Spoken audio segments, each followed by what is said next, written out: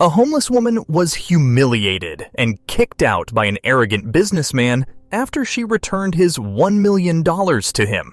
Several years later, karma reached him. Edith was a 50-year-old homeless woman who worked at an animal shelter to support herself. She lived under a bridge at times, on the street at others, and these days in an alley where no one disturbed her while she slept, unlike the road and the bridge. There was a time when Edith used to be a pastry chef and had a lovely family to look after her, but after a fire engulfed her home, she lost everything: her husband, daughter, and the house. After the tragic incident, Edith remained traumatized for a long time. She stayed at her parents' house for a while, but when they left for their heavenly abode, she was left all alone. Edith was still young at the time and didn't have a job, so she scraped by on the money her parents had left for her for a few days, but after a while, she became indebted and lost her parents' home as well. Edith's neighbor, thankfully, was kind enough to speak with his friend and find her a job at the animal shelter where she had been working for the past 10 years. Edith didn't have a lot of responsibilities at the shelter, which was a good thing because, as she grew old, she had multiple complaints of knee pain. The woman just had to clean the shelter every day and make sure the trash bags were disposed of on time. One day, when she went to throw the plastic bags away, she noticed the bins were already overflowing, with some packets left outside the trash cans. She began picking the bags one by one and stuffing them into the trash can when one of them abruptly tore from the edge, spilling $1 on the ground. Confused, she opened the bag and discovered that it contained several bundles of dollars. Edith couldn't believe her eyes. For a brief moment, she imagined how different her life would be if she had all those dollars. She could get her knee treated in a good hospital, build a house, and most importantly, live a happy life. Edith was lost in her thoughts when she suddenly heard a car honk behind her. "Hello, old lady, please get out of the way," the driver yelled. "You're blocking the way." Returning to reality, she quickly grabbed the bag and returned to the shelter, where she handed it over to her boss, Bill. "Oh my God, where did you find this?" Bill asked her, shocked. "It was left near the bins. I didn't count it, but that's a lot of money. The owner must be worried." "How will we find him?" Edith inquired. "It's $1 million, Edith, and we don't have to look for him. He just dropped by a few hours ago and left his business card. His housekeeper had apparently disposed of the wrong bag here and gone." "Well, that's a relief then," Edith said. "Anyway, my work is done, so I'll leave." "No, wait, Edith. I need a favor from you," Adam said. "Can you please go to his home and hand it over? He was pretty tense and said it was urgent. He even left money for the fare so that I didn't have to pay.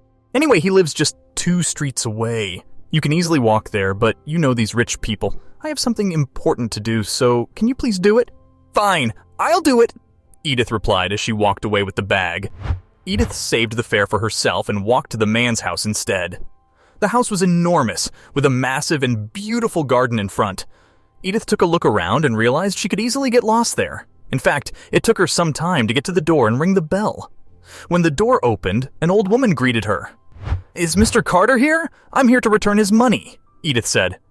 "Oh God, you finally found that! I am so grateful to you, thank you," the woman said as she took Edith's hands in hers. "Who's there, honey?" Mr. Carter said as he came out.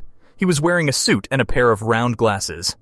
"Honey, this woman found the money. We should thank her," Mrs. Carter said. Edith gave Mr. Carter a warm smile. "Mr. Carter, here's your money. I discovered it." Edith began speaking, but Mr. Carter cut her off. Yeah, okay. Just put it down on the stairs and leave. And why are you holding hands with her, Linda?" Edith gave him a puzzled look. "What? I can't touch it because both your hands in the bag are filthy. So just leave it there. One of our helpers will take it." Edith silently left the bags and prepared to leave, but Mrs. Carter stopped her.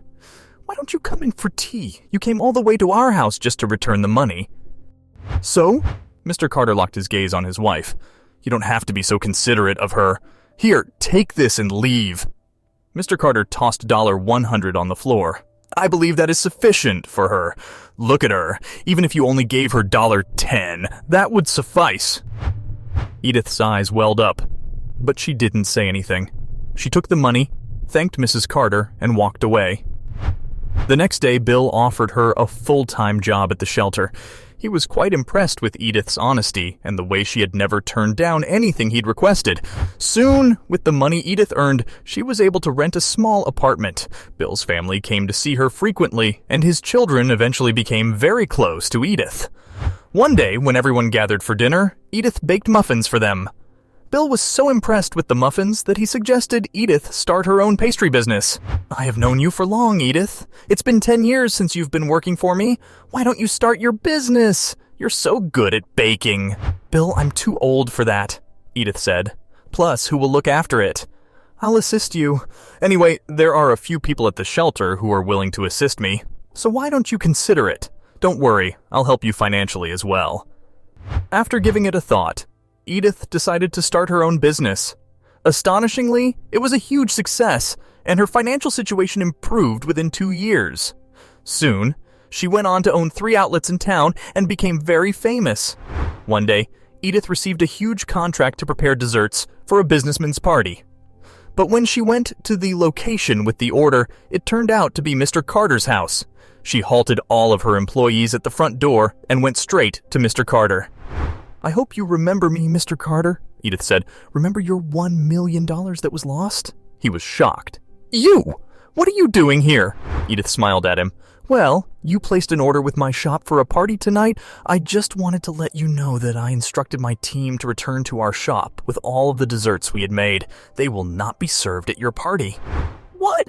How can you cancel at the last minute? I have important investors here with me. What will they think about me?" Mr. Carter was furious. "You can shout as much as you want, but we won't go ahead with it," Edith said. She then took out a $100 note and handed it over to him. "Also, I hope your arrogance and this $100 can make arrangements for tonight's party. As far as the desserts I have made are concerned, I'm going to give them to the homeless instead of a scumbag businessman like you." Everyone at Mr. Carter's party cast a pitying glance his way, and he just stood there embarrassed. What can we learn from this story? Learn to be kind and respect others. Mr. Carter disrespected Edith, and later karma reached him. Bad days are like dull clouds. They don't stay forever in your life. Edith went through a lot in her life, but finally managed to stand on her feet and make her name.